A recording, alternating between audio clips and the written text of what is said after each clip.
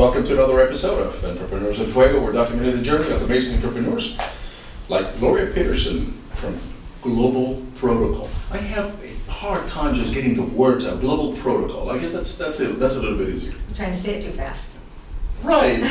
Global Protocol. There you go. There we go. With cadence.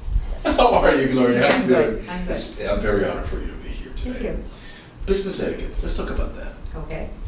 Tell me what you do. And I know that business etiquette is a great part of what you do. Okay, for almost 30 years now, so that's really aged me. I have been conducting seminars and training on professional presence, business etiquette, and protocol. So those are my three topic areas I've offered. Ooh, now I can't talk. You see, it's infectious. Okay. As I tell you. I've authored 4 books on the topic. I now do training, and so my agenda more today is to train others to do what I've been doing for the past 30 years. 30 years. 30 years. So you started way back in the 80s, I was going to say 80s, 85, okay. Mm-hmm. And let's talk about business etiquette for a minute. Okay, sure. Because technology has changed so radically that perhaps when we talked about business etiquette back in the 80s, we're talking about what type of message you should leave with secretary perhaps, or in your answering machine. But now we have, a lot of us have moved away from that type of leaving messages. I don't even know that there is a answering machine in existence anymore, is there? To text messaging, to emailing, and to expecting very immediate answers from our text message, from our communication. Business etiquette. Do you delve into that aspect of business etiquette as to when is it proper to send an email and what the appropriate time to expect a reply is and all that stuff? It's very broad and it's complicated. So I try to simplify it as best I can, but there's just so much going on because we can look at the technology part of it, and I would have to say that the reason we are stumbling so much in that area is people are so used to interacting with social media, texting, with a handheld device, right. A computer device. They don't know how to do the in-person thing anymore, and that's when they're starting to feel awkward. So you have companies now that, they hire, let's say they hire you, Yep. and maybe they found you on LinkedIn. Maybe they really didn't have an opportunity to have a real in-person conversation with you. Maybe they did. But the thing is, they're hiring you for a position that's going to require you to be on-site, off-site. They are hiring you for a position that is going to ask you to entertain a client or to be entertained, to do that here domestically or internationally. The higher the pay, the more you're going to be traveling. Sure. What it boils down to. But you're not sure of yourself because guess what? You have been living in a fast food world. And now you're asked to go to this 4 or 5-star restaurant, or you're going from Phoenix to New York, and formality is now on the table. And you're not quite sure what to do with all that formality. So that's where it's really changing, is just trying to help people transition. You should be just as comfortable being casual as you are formally, or formally as casual, whichever way you want to look at it. Where did we lose this connection? Oh, we lost it way back in the late 80s, going into early 90s, when business casual came into play. And there's a whole story behind that too, how that all came about. But we decided we've given ourselves permission to be very casual. We're casual with names. We're casual with appointments. We are really casual with RSVPs. We don't care if we'll say, well, come, and show up, and nothing of it. Let me go back to Yeah. what you're talking about here. We're casual with RSVPs. When somebody RSVPs for an event, if I have 20 RSVPs, I know statistically that about 50% are going to show up. And usually that happens. If 60% show up with my RSVPs, is a great success. When was it okay to be late for a meeting when you texted, oh, I'm running 10 minutes late? That doesn't make it okay. No, it doesn't, but it's become accepted. But it's become accepted that it's okay to be late because I texted you. Exactly, and it's not good. It's not good. It's not good. It's just making everybody so sloppy, And I'm going to correct myself. Not everybody is sloppy. There's some people that are very mindful of all of these nuances, and they don't want to be a part of that nuance. They want to do it correctly. what is correct. Is it, this is a trick question, because I really don't know the answer, and I don't know whether there's a fair answer. Is this gender specific, or does it permeate for both men and women? Oh, boy, you just opened another can. I just keep opening these cans, Gloria. All right, here's how I'm gonna describe that to you. You don't have to be politically correct here, because you know No, we're... that's all right. Okay, here's the can, and you talked about the gender part of it. Yep. You have to be very careful with that, because we have changed. There's something called traditional etiquette. Mhm. Traditional etiquette is how this country, the United States of America, evolved. It's how it began, based on traditional etiquette. Traditional etiquette is pretty much honored in most countries around the world. And it's very gender-based, very much gender-based. Precisely. And that means that you would open the door for me, Absolutely. okay? And that's gender-based. However, it changed in the 1970s because we had the feminist movement going on. It was very strong in the 70s. There was a lot of equality going on back then. And all of a sudden, Gloria Steinem comes in Sure. and she changes things. And she said that our business world, we need to be treated as an equal. So our business environment in the United States, unique to us, other countries are starting to pick it up a little bit, we became genderless. So in the business world, you don't open the door necessarily for me, but you are opening the door based on showing deference.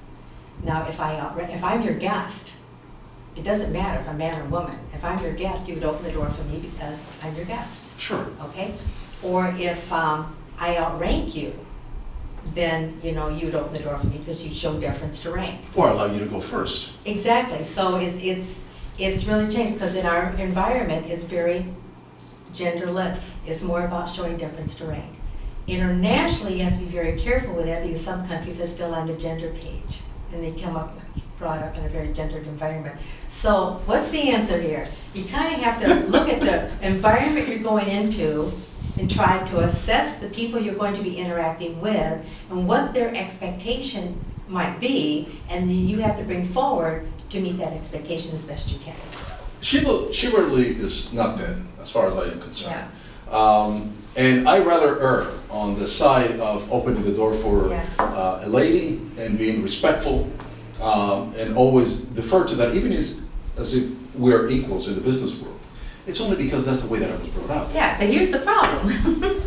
There are some women in the business world that are so protective of their right to be treated as an equal, or they didn't know about the rule, and they're going to think you're giving them preferential treatment, and they're not going to like it. And they're not going to treat it with the respect they should treat it with.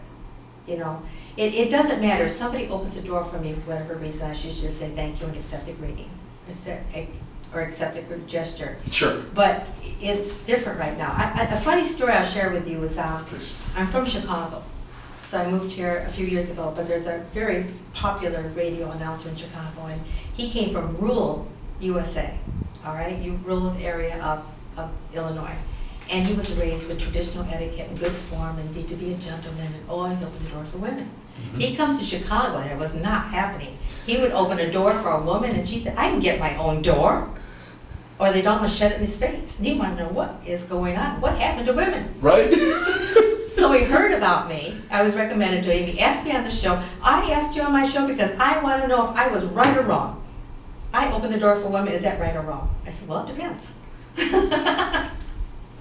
So we had to have this conversation about why that was happening to him. I said, she's erring in that you are extending a gesture of courtesy. And she should simply say, well, thank you, but it wasn't necessary, but thank you. That would have been the right thing to say. And if you were raised to extend that gesture to a woman, it makes you feel good. And you should continue doing it because it's how you were raised, and it's okay with that. So, oh, good, I'm going to keep doing it. It's just all over the place. It's all over the place, right? Yeah, it is. It's all over the place, unfortunately. But I do think that there are some manners that will be timeless. Yes. And chivalry, gentlemanship, I don't think will ever die. And I hope it never does. And I think that the lady is always a lady. And if we're equals in the business world, that's okay. That's perfectly fine. We go into the boardroom, we'll negotiate as equals. Yeah. But exactly. the moment that we walk out, I will open the door for you. Sometimes I give it a before 5 and after 5 analogy. Okay, let's say okay, you sure. and I as business partners are going out into the business world, and Sure. we're kind of interacting with different networking groups or whatever. And so I would say before 5, I will get my door, but after 5, I would appreciate if you get my door. That's so clever. So what No, is, you know, it's just sometimes how I put it. we go out on a business meeting, Mhm. acceptable or not acceptable? We have our phones right there on the table. Yes or no? No. You are the most important person at that meeting, not my phone. And when people are doing that, they're putting their phone face up so they can see their text messages and what's going on, and they're kind of talking to you, but they're looking at their phone, they're kind of talking to you and looking at their phone, but what they're doing is saying you're not important. What's important is this little box right here, this little rectangular shape. That's what's important. And that is so rude. Where is my phone, by the way? Do you see that? I don't get mine with me. Exactly. Exactly. We lost it.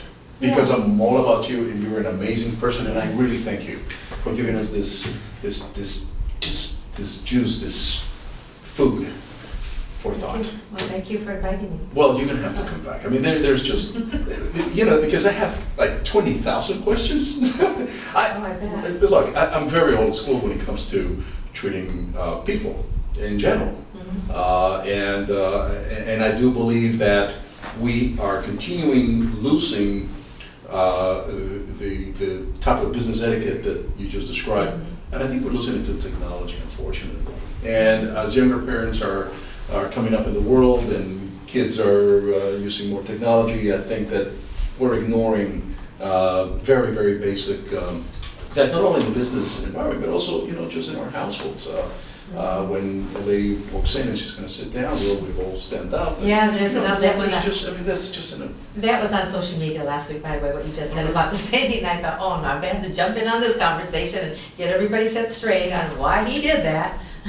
But there's a lot of that. There's a lot of that, Yeah. I'm saddened that it's being lost in general. You know, I really wish our leaders, whoever they are, our leaders would take all of this seriously.